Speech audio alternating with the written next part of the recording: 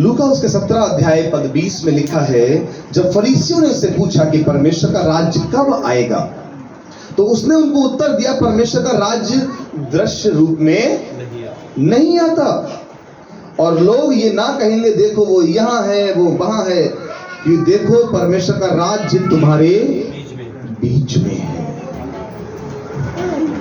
क्यों परमेश्वर ने ऐसी बात कही? कई लोग इस बात का इंतजार कर रहे थे उन दिनों में कि परमेश्वर का राज्य आने वाला है, प्रभु राजा बन के हमारे बीच में राज्य करेगा और वो दिखाई देगा, राजा बनकर बैठेगा। लेकिन यीशु ने कहा नहीं, तुम चिंता न करो, परमेश्वर का राज्य प्रकट रूप से नहीं आता, अदृश्य रूप में आता है।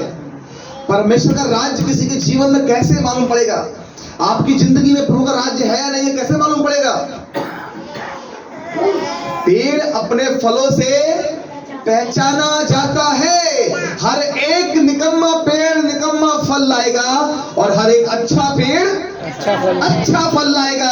अगर आपके अंदर शैतान का राज्य है तो आपके काम दिखाई देंगे, आपकी बातें बताएंगी आप कौन से राज्य में जी रहे हैं। अगर आपके अंदर पाप से भरा हुआ हृदय है, आपका दिमाग गंदगी सोचता है, अगर आपके अंदर चोरी की अभिलाषाएं हैं, झूठ बोलते हैं, रात और दिन आपके अंदर लड़ाई झगड़ा क्रोध पाप हर प्रकार के दुष्कर्म की भावनाएं रहती हैं, इट मीन्स आप शैतान के राज्य में जी रहे हैं। आपके जीवन में शैतान का राज्य है। लेकिन यदि आपके मन के अंदर पवित्रताई चलती है, अगर आपके मन के अंदर प्रभु का प्रेम झलकता है, अगर आपके अंदर त्याग की भावना है, अगर आप प्रभु के वचन को महत्व देते हैं, अगर आप कलीसिया के कामों को महत्व देते हैं, चर्च के पासवान को महत्व देते हैं, प्रभु के वचन का आदर करते हैं, और जो काम परमेश्वर के वचन में लिखे हैं अगर उनको ईमानदारी से करते हैं, आप झूठ बोलना छोड़ चुके हैं, नशा करना छोड़ चुके हैं, अगर आपने लड़ाई झगड़ा करना बंद कर दिया है, अगर पाप का जीवन आपके अंदर से जा रहा है और आप निरंतर सुधार कर रहे हैं, यह सबूत है इस बात का कि परमेश्वर का राज्य आपके अंदर है। हालेलुया! खुदा का राज्य आपके अंदर है। अगर आपने सुधार किया है अपने अंदर, अगर आप सुधार नहीं कर रहे हैं अपने अंदर, अभी भी उन्हीं पुरानी बातों में जी रहे हैं, तो आप अभी भी शैतान के राज्य में हैं। कलाम में लिखा है सारा संसार उस दुष्ट के वश में पड़ा है। ये पूरा वर्ल्ड जो है, पूरा संसार, पूरी दुनिया, सारे देश, सारे राज्य, सारे शहर शैतान के वश में हैं। लेकिन हम जो खुदा के लोग हैं, हम अंधकार में नहीं रहे, हम शैतान के वश में ना रहें, वरन हम किसके वश में रहें? अपने परमेश्वर के वश में रहें। यहां वही लिखा है यीशु मसीह ने कि लोग कहेंगे देखो वो यहां है वहां है, देखो परमेश्वर का राज्य तुम्हारे बीच में है। फिर उसने चेलों से कहा, वे दिन आएंगे जिनमें तुम मनुष्य के पुत्र के दिनों में से एक दिन को देखना चाहोगे और नहीं देखने का। लोग तुमसे कहेंगे देखो वो यहां है, देखो वहां है, देखो चले ना जाना, ना उनके पीछे हो लेना। जैसे बिजली आकाश के एक छोर से कौंध कर आकाश के दूसरे छोर तक चमकती है, वैसे ही मनुष्य के पुत्र का अपने दिन में प्रकट होगा। हालेलुया!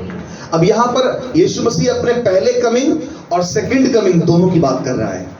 फर्स्ट कमिंग मतलब जब यीशु मसीह आया था, यहां पैदा हुआ, उसने दुख उठाया, मारा गया, सलीब पर खींचा गया, गाड़ा गया, दफन हुआ और तीसरे दिन मुर्दों में से जी उठा। वो अपने उसके बारे में बात कर रहा है। और सेकंड कमिंग की बात कर रहा है कि देखो जब मेरे जाने के बाद लोग कहें, स्वर्ग पे उठाए जाने के बाद जब लोग कहें देखो मसीहा आ गया हमारे बीच में, चौंक मत जाना। झूठे भविष्यवक्ता, झूठे मसीहा उठ खड़े होंगे। आज मेरे प्रियो इंटरनेट भरा पड़ा है, आप केवल सर्च करिए यूट्यूब पर फॉल्स जीसस, आपको इतनी लंबी लिस्ट मिलेगी। अमेरिका में, लंदन में, इंडिया में, अफ्रीका में, पता नहीं कितने हजारों लाखों लोग उन झूठे मसीहों के फॉलोअर बन गए हैं। उनको बिल्कुल रूप रंग यीशु मसीह की तरह बना लिया उन्होंने। उनका धारण करके रूप लोगों को भरमा रहे हैं, लाखों लोग उनको मान रहे हैं कि सचमुच यही यीशु मसीह है। और आपको पता है अंत के दिनों में एक सबसे बड़ा धोखा होने वाला है इंसान के साथ। जानते हैं क्या? खुद यीशु मसीह का रूप धारण करके एक व्यक्ति उतरने वाला है आसमान से। कहां से आएगा? वो आसमान से उतरता हुआ दिखाई पड़ेगा, लेकिन वो फेक होगा, उसका उतरना भी झूठ होगा और वो व्यक्ति भी झूठ होगा। बाइबल उसे प्रकाशित बात में कहती है झूठा नबी। क्या कहती है उसे? झूठा नबी, झूठा भविष्यवक्ता कहती है उसको। और लिखा है उस दिन वो पशु यानी कि एंटी क्राइस्ट, पशु बोला गया है एंटी क्राइस्ट को, मसीह विरोधी को, और झूठा भविष्यवक्ता या झूठा नबी बोला गया है उस यीशु मसीह को जो झूठा यीशु मसीह है। वो अंत के दिनों में प्रकट होगा और वो आपको दिखाई देगा टीवी पे आते हुए कि देखो बादलों में से कोई उतर रहा है। आप न्यूज चैनल पे देखेंगे। मेरी बात आज ध्यान सुन लीजिए वचन। अगर आज आपने मेरी बातें ध्यान से नहीं सुनी, ये वचन आपने ध्यान से नहीं सुना, तो आप हो सकता है कि भरमा दिए जाएं। कलाम में लिखा है अंत के दिनों में चुने हुए भी भरमा दिए जाएंगे। बहुत से चुने हुए जो बाप दादाओं से मसीह हैं, विश्वासी हैं, बहुत स्ट्रॉन्ग फेथ वाले लोग हैं, अगर वो वचन ध्यान से नहीं सुनते हैं, याद रखना मेरी बात, उस दिन वो भरमा दिए जाएंगे। वो उसको मसीहा स्वीकार कर लेंगे। बाइबल इसीलिए कहती है जब लोग तुमसे कहें देखो वो यहाँ आ गए हैं, वो इस मीनार पर उतर आए हैं, वो इस मस्जिद में बैठे हुए हैं, देखो विश्वास मत कर लेना, क्योंकि इस्लाम कहता है ये बात, कुरान के अंदर ये बात लिखी है कि अंत के दिनों में हजरत ईसा आएंगे, उनकी मीनार पर उतरेंगे और आकर इमाम मेहंदी से कहेंगे इमाम मेहंदी अब तुम कलमा पढ़वाओ, हम तुम्हारे पीछे चलेंगे। और वो कहेगा जो झूठा यीशु मसीह है, जो कुरान के हिसाब से आने वाला है, वो ये कहेगा मैं तो कभी मरा नहीं था, मुझे कौन मार सकता है, मेरे हाथों में देखो कोई छेद नहीं है, मेरे पाँव में कोई छेद नहीं है, मुझे तो अल्लाह ने पहले ही ऊपर उठा लिया था, मैं तो क्रूस पे मरा ही नहीं, और जब मरा नहीं तो हमारा सारा ईमान कचरा कर देगा वो। और हजारों लाखों लोग जो बाइबल नहीं पढ़ते, जो दुआ में नहीं जाते, जो चर्च नहीं जाते, जो अपने पासवान की बातों को सुनना नहीं चाहते, उस दिन वे सब ईमान उस पर ले आएंगे। अरे यीशु मसीह को हमने बादलों को देखा है, सैकड़ों न्यूज चैनलों में दिखाया गया है, अरे यही तो असली यीशु मसीह है। एक फेक लैंडिंग होगी आकाश से, होलोग्राम टेक्नोलॉजी के द्वारा पूरे वर्ल्ड के लोगों के सामने रखा जाएगा कि देखो एक मसीहा उतर रहा है, और वो इस्लाम को प्रमोट करेगा, वो अल्लाह को खुदा बताएगा और पूरी दुनिया में इस बात का प्रचार करेगा कि देखो ईसाई झूठे हैं, बाइबल झूठी है और केवल कुरान सच्चा है। आने वाले दिनों में ये बहुत तेजी से होने वाला है और मसीह लोग बहुत तेजी से धर्म छोड़ देंगे। बहुत से मसीह लोग ईसाई धर्म छोड़कर उन दिनों में मुसलमान बन जाएंगे, दाढ़ी बढ़ा लेंगे। मैं बता रहा हूं आपको आने के दिनों में, और वो धोखा इतना बड़ा होगा, इतना जबरदस्त धोखा होगा कि बड़े बड़े पादरी तक डोल जाएंगे। जिन पादरियों ने अपना ईमान खराब कर रखा है इन दिनों में, दौलत के पीछे भाग रहे हैं, वो पादरी जो व्यभिचार में गिरे हुए हैं, पैसों के पीछे भाग रहे हैं, दौलत कमा रहे हैं, जो खुदा का ज्ञान लोगों को नहीं दे पा रहे हैं, ना सीख रहे हैं, ना सिखा पा रहे हैं, वो पादरी भी उनकी शरण में चले जाएंगे। हाँ ये बात तो सही है, अल्लाह ही बाप है हमारा। यीशु मसीह तो झूठ बोल रहे थे, वो तो कह रहे थे हमें तो मारा ही नहीं गया, और गुड फ्राइडे बंद, ईस्टर बंद, प्रार्थनाएं बंद हो जाएंगी चर्चों के अंदर। मैं बता रहा हूं आपको उस दिन क्या होगा, लोग उस झूठे यीशु मसीह में विश्वास करेंगे आने वाले दिनों में, और ये धोखा होगा।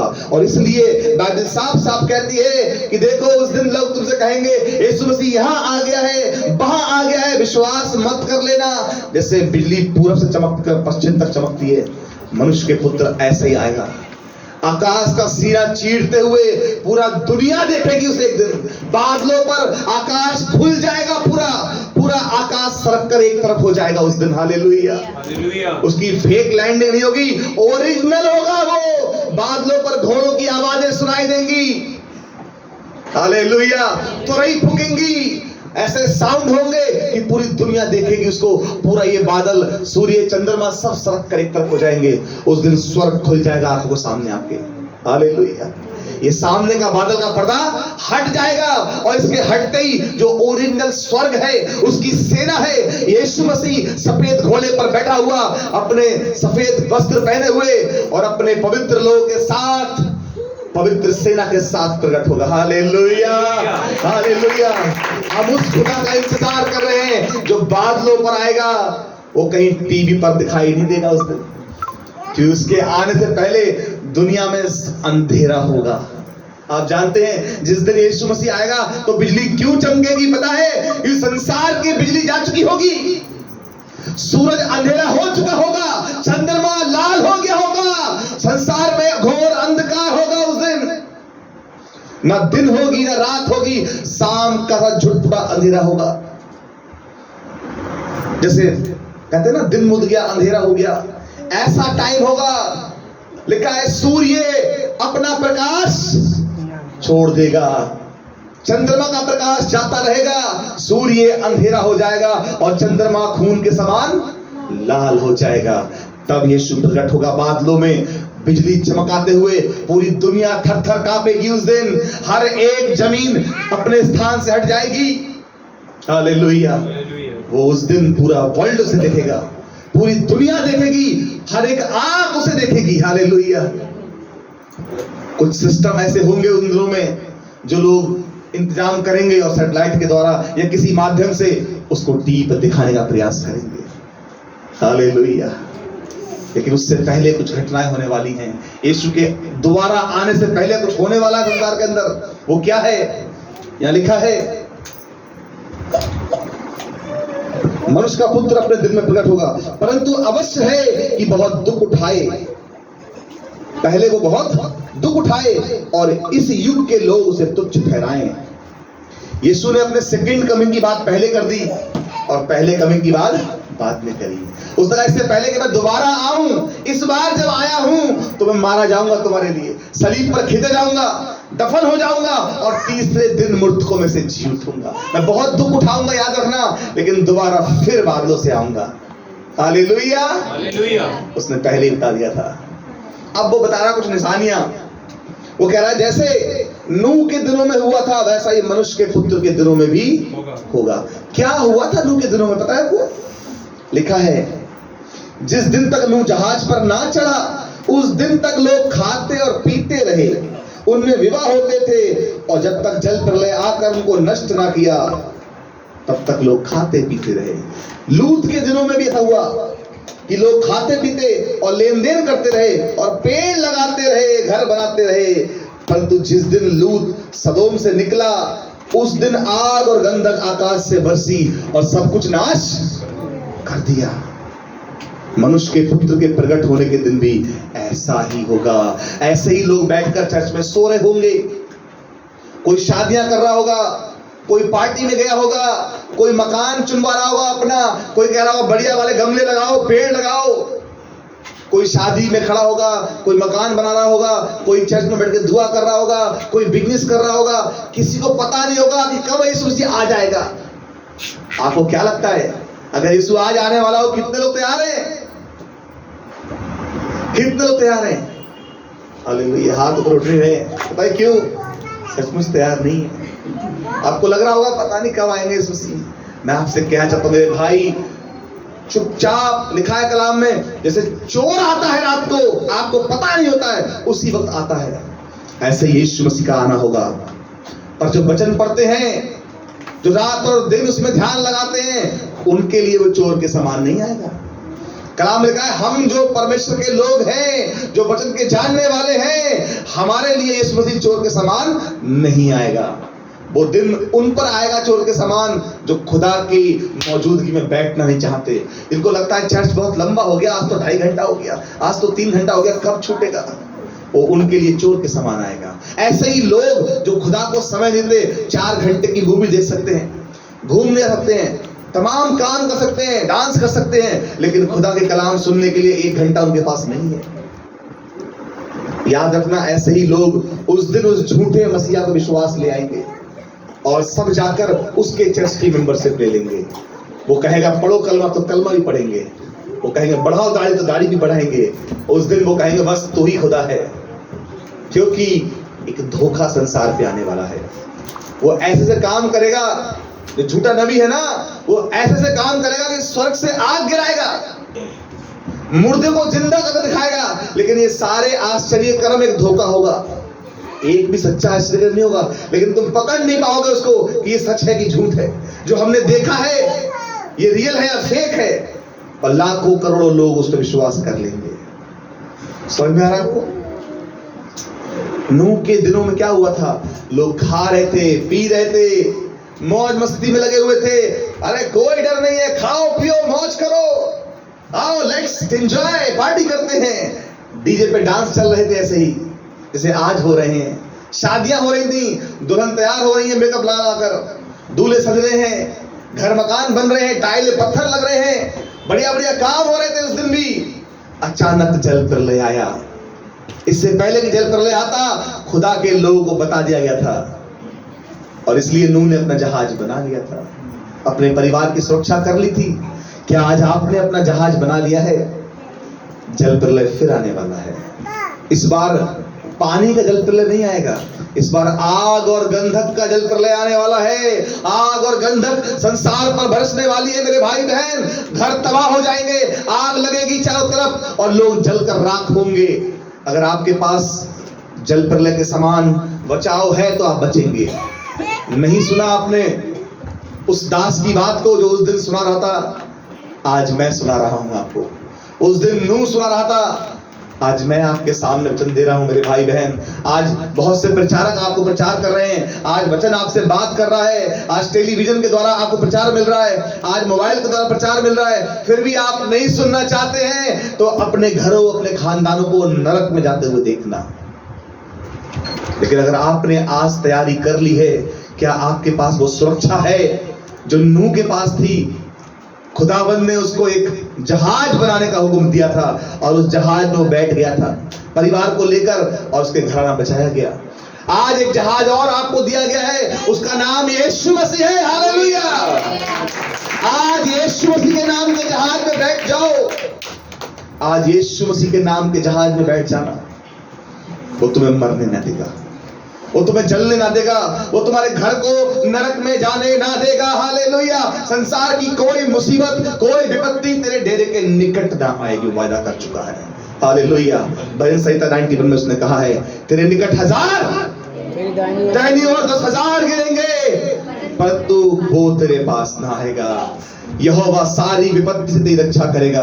कोई रोग और बीमारी तेरे डेरे के निकट ना आएगी, ना दिन को धूप से और ना रात को चांद से तुझे हानि होगी। जहां कहीं तू जाए वो तेरे संग रहेगा। हालेलुया! यहोवा का दूत उसके चारों ओर छाप नहीं किए हुए उसको बचाता है। हालेलुया! तुम्हारा खुदा तुम्हारे मध्य में अगर है, अगर तुम्हारे घर में उसकी इबादत होती है, अगर तुम्हारी जिंदगी में खुदा का नूर है, अगर यीशु मसीह के जहाज में आप चढ़ गए हैं, विश्वास करिए संसार में कोई मुसीबत फैले आपको छू ना पाएगी। हालेलुया! हालेलुया! वो मुसीबत आपको छू ना पाएगी। अगर आप विश्वास करते हैं इस बात पर तो आप जयवंत हैं। अगर आप अभी भी प्रार्थना सुनने के बाद भी आप उदास बैठे हैं, आपको लग रहा है जो प्रचार हो रहा है केवल बातें हैं, तो याद रखिए आपके लिए कुछ नहीं होगा। लेकिन अगर आप ये वचन सुनने के बाद आत्मा से भर रहे हैं, अगर आपके अंदर जोश आ रहा है, अगर आपको लग रहा है कि मेरा खुदा कितना महान है, तभी आपके लिए हो पाएगा। वचन में लिखा है जो बीज है ना वो फलवंत होता है। आपके अंदर अगर बीज नहीं जा रहा है वचन का, आप सुन रहे हैं, ऊँग रहे हैं, सो रहे हैं इस वक्त बैठे हुए, आपको आलस आ रहा है, आप याद रखिए शैतान आपके अंदर काम कर रहा है इस वक्त। वो आपको वचन सुनने नहीं दे रहा है, वो आपके अंदर काम कर रहा है ताकि वचन अंदर ना जाए, कहीं ये बच ना जाए, कहीं ये सुरक्षा ना पा जाए, कहीं इनका जीवन आजाद ना हो जाए। हालेलुया! इसलिए जो लोग सुन रहे हैं वचन को ध्यान सुनिए, ये याद रखिए कि खुदा आपके लिए क्या करने वाला है, और ईमान रखिए धन्य है वे जिन्होंने मुझ पर बिना देखकर विश्वास किया है। हालेलुया! आगे लिखा है उस दिन जो छत पर हो उसका सामान घर में हो वो लेने को ना उतरे, वैसे ही जो खेत में हो वो पीछे ना लौटे। लूत की पत्नी को याद रखना, एकदम फरिश्ते आएंगे, अंतिम तुरई फूकेगी और बादलों से स्वर्गदूत आएंगे आपके पास। आप जहां खड़े हैं तुरंत उनके साथ चल देना। हालेलुया! बादलों से तुम्हारा खुदा स्वर्गदूतों को भेजेगा, पूरब से लेकर पश्चिम तक और उत्तर से लेकर दक्षिण तक सारे चुने हुए को इकट्ठा किया जाएगा। इनको चुने हुओं को इकट्ठा किया जाएगा, जो वचन को पढ़ रहे हैं, जो याद कर रहे हैं, जो वचन में अपना जीवन जी रहे हैं, जो कह रहे हैं हमें अपनी चोरी नहीं करनी किसी चीज की, हमें झूठ नहीं बोलना है, हमें जमीन का लालच नहीं करना है। जो अपना जीवन खुदा में जी रहे हैं, हालेलुया, जो पूरी ईमानदारी के साथ खुदा के हो चुके हैं, उसकी दुल्हन के रूप में तैयार हो रहे हैं। उस दिन वो चुनी हुई कुंवारियां उठा ली जाएंगी, हालेलुया। उस दिन खुदा का रूह आपके लिए लेने आ रहा है, उसके दूत आपको उठाने के लिए आ रहे हैं। Are you ready? क्या आप तैयार हैं मेरे प्रिय भाई बहन? उस दिन खुदा का रूह आपके जीवन में काम करेगा। उस दिन चुंबक की तरह आप उठा लिए जाएंगे, स्वर्गदूत आएंगे आपको लेने के लिए। अगर उस दिन आप खेत में खड़े हैं तो ये मत कहना कि घर जाकर मैं अपना सामान ले आऊं। छत पे खड़े होंगे कपड़े सुखाने के लिए, वहीं छत पे फरिश्ता आएगा का चल, आप चल देना उसके साथ तुरंत आकाश में। ये मत कहना नीचे और लोग रह गए हैं, कुछ नहीं। उस घड़ी जो चुना हुआ होगा, 2 जन एक साथ लेटे होंगे, एक चला जाएगा और सोता रह जाएगा, हालेलुया। एक उठा लिया जाएगा और एक सोता रह जाएगा। 2 बहनें चक्की पीस रही होंगी, खाना बना रही होंगी, गेहूं काट रही होंगी खेत के अंदर, एक बहन उठा ली जाएगी और एक छोड़ दी जाएगी। 2 भाई होंगे खेत में काम कर रहे हुए, एक भाई प्रभु को मानता है, तैयारी कर रहा है, और एक भाई संसार में जीवन जी रहा है। जो संसार में जीवन जी रहा है वो संसार में छोड़ दिया जाएगा। जो अपनी तैयारी कर रहा है इन दिनों जाने की आसमानों पर, वो आसमान पर उठा लिया जाएगा, हालेलुया, हालेलुया। जो बहन इन दिनों संसार के लिए सस्ती समझती है, संसार के लिए लाल लिपस्टिक पोतती रहती है, संसार के लोग मुझे देखें, खूबसूरत जाने, वो संसार के लिए छोड़ दी जाएगी। लेकिन जो खुदा के लिए सजती है, जो अपने अंदर आत्मिक गुणों से सज रही है अपने आप को, जो अपने आप को संवार रही है, पवित्रता के साथ जीवन जी रही है, वचन के साथ जी रही है, मैं बताना चाहता हूं उस दिन वो खुदा के लिए उठा ली जाएगी, हालेलुया। ये फैसला आपके ऊपर है कि आप किसके लिए जी रहे हैं, संसार के लिए या खुदा के लिए जी रहे हैं, हालेलुया। आगे लिखा है, ये सुनकर उन्होंने उससे पूछा, हे प्रभु ये कहाँ होगा? उसने कहा, जहां लोथ हो, जहां लाशें होंगी, वहीं तो गिद्ध आएंगे। क्या मतलब इसका?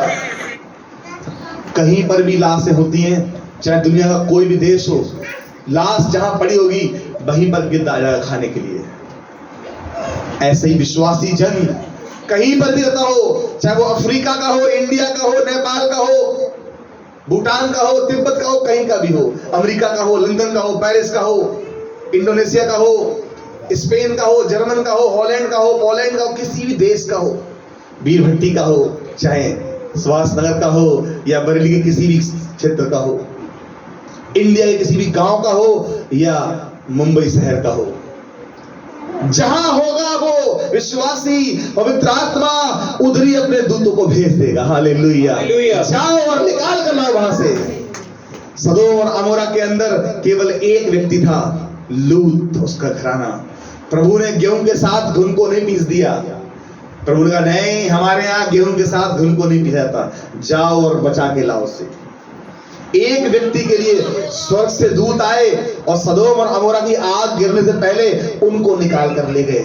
लेकिन उसकी बीवी क्या करने लगी? मोह करने लगी घर का। अरे मेरा मकान मैंने कितनी मेहनत से बनाया था, अरे मेरे पर्दे सुंदर लगे हुए हैं, मेरे घर में मैंने गमले लगाए हैं, मेरे घर में मैंने अलमारी लगवाई है, किवाड़े लगवाई हैं बहुत सुंदर, मेरी साड़ियां रखी हैं, मेरे मैके वाले पास में रहते हैं, अरे मैं क्या करूं? वो पलट कर पीछे देखने लगी अपने मायके वालों को, अपने परिवार को, अपने घर में रखी हुई कीमती सामानों को। उसका मन अभी तक कहाँ हुआ था? घर में। अंजाम क्या हुआ उसका? जो बच सकती थी, जो और अच्छा जीवन जीती खुदा में, वो उसी घड़ी नमक का खंबा बन गई, जीते जी नरक मिल गया उसको। आप जानते हैं, आप खुदा के लिए बड़े काम कर सकते हैं, आप खुदा के लिए बड़े काम कर सकते हैं, लेकिन जब आप पीछे होते हैं अपने लोगों की चिंताओं में, अपने घर की चिंताओं में, जब आप खुदा के हुक्म को तोड़ते हैं, तो आप भी लूत के समान, लूत की पत्नी के समान पाप कर बैठते हैं। हालेलुया। इसलिए जब उस दिन आपको बुलाने आए ना स्वर्गदूत, चुपचाप उसके साथ चले जाना। चिंता नहीं करना कि मैं घर में तो मोबाइल उठा रहा हूं, एप्पल का है? चिंता नहीं करना, घर में रखे हुए 1 लाख रुपए हैं, कुछ गहने भी रखे हैं, जाके ले आऊं। स्वर्ग में कोई जरूरत नहीं इन चीजों की। उस दिन बहन को तुम बचा ना पाओगी, अपनी मम्मी को बचा ना पाओगी, अपने भाई बहनों को बचा ना पाओगी। जिन्हें बचा सकती हो तो आज बचा लो। अगर बचा सकते हो तो आज बचा लो। अपने माँ को, अपने भाई को, अपने पापा को, अपने परिवार को यीशु का संदेश सुनाओ। आज उन्हें प्रार्थना में लेकर आओ, उनका बैप्टिज्म कराओ, उनका जीवन यीशु में लेकर आओ, तब बचेंगे वो। अंतिम दिन तो केवल न्याय होने वाला है। हालेलुया। खुदा आपको आज हिदायत देना चाहता है मेरे प्रिय भाई बहन। क्या आज से आप अपने घर वालों को बचाने का प्रयास करेंगे या उन्हें मरते हुए देखना चाहेंगे नरक में? क्या आप प्यार करते हैं अपने रिश्तेदारों से, अपने मित्रों से, अपने पड़ोसियों से प्यार करते हैं? कितने लोग प्यार करते हैं? हाथ खड़ा करो। सबसे प्यार करते हैं? जी क्या नहीं करते किसी से? अगर आप प्यार करते हैं अपने माता पिता, भाई बहनों से, रिश्तेदारों से, अपने पड़ोस के लोगों से, तो आज से ठान लेना कि मुझे इनके लिए प्रार्थना करनी है। इससे पहले कि आप उन्हें यीशु के बारे में बताने जाएं, पहले खुद प्रार्थना करना उनका नाम लेकर, और फिर उनके पास जाना, और खुदा उनका दिल आपके लिए खोल देगा और वो यीशु को जानेंगे। और उन्हें थर्सडे की प्रार्थना में या संडे की प्रार्थना में लेकर आओ, उनका जीवन बचाओ, ताकि एक दिन स्वर्ग में आपके सर पे मुकुट रखा जाए कि आ मेरी प्यारी बेटी, तूने मेरे लिए बहुत आत्माओं को नरक जाने से बचाया है। आ मेरे प्यारे बेटे, तूने पाप से बहुत लोगों को बचा लिया है। आ और हमेशा की जिंदगी में राज कर। काश के खुदा इस पूरी कलीसिया के सर पर अपने सोने के मुकुट रखे। हालेलुया। मुझे कितना आनंद होगा उस दिन कि पासवान को रखा ही है, पूरी कलीसिया के सर पे ताज रखे गए हैं, और ये कलीसिया कहते स्वर्ग में चमकेगी तारों के समान। हालेलुया। आइए प्रार्थना करें अपने लिए, अपनी आंखें बंद करें। स्वर्गीय पिता, हम धन्यवाद देते हैं तेरे वचन को परमेश्वर कोई शैतान चुराए ना पाए। तेरा कलाम हम सबकी जिंदगी में बड़ा काम करेगा। एक दिन स्वर्ग में हम चमकने पाए, जैसे लिखा है दानियेल की पुस्तक 12 अध्याय में, तब सिखाने वालों की चमक आकाश मंडल के तारों के समान होगी। प्रभु आपका कलाम कहता है जो जय पाए उसे मैं स्वर्ग में उस मंदिर का खंभा बनाऊंगा और वो कभी बाहर ना निकलेगा। हालेलुया। मैं तुम्हें बड़े बड़े पद दूंगा स्वर्ग के अंदर, मैं तुम्हें जयवंत करूंगा। जो जय पाएगा उसे मैं जीवन के जल को पिलाऊंगा, जो जय पाए उसे मैं जीवन की रोटी खिलाऊंगा, जो जय पाएगा उसे मैं जीवन के वृक्ष का फल खाने को दूंगा, जो जय पाएगा वो इजराइल के 12 गोत्रों का न्याय करेगा और सिंहासनों पर बैठेगा। जो जय पाएगा मैं उसे जीवन दूंगा। हालेलुया। प्रभु हम सब जयवंत लोग होने पाए, हम सब शैतान के ऊपर जयवंत होने पाए, हम सब संसार की बुरी इच्छाओं पर जयवंत होने पाए, हर एक पाप पर जयवंत होने पाए, और तेरे राज्य में जाने के लिए जयवंत होने पाए। प्रभु यीशु आ और जल्द आ प्रभु, और हमें अपने राज्य में लेकर चल प्रभु। हमें नहीं रहना इस संसार के अंदर, इस संसार में बड़ा दुख है, बड़े पाप है प्रभु, और हम बच नहीं पा रहे। इसलिए पिता हम प्रार्थना करते हैं, आ मेरे प्रभु यीशु, तू शीघ्र अपने बादलों पर इस संसार से पाप को मिटा दे मेरे प्रभु। इस संसार पे जयवंत होने के लिए हमें ताकत दे मेरे प्रभु, और हमें आत्माओं को बचाने की ताकत दे प्रभु, ताकि जो पाप में जीवन जी रहे हैं, जो गंदे कामों में जीवन जी रहे हैं प्रभु, उनको हम नरक से बचा सके मेरे प्रभु।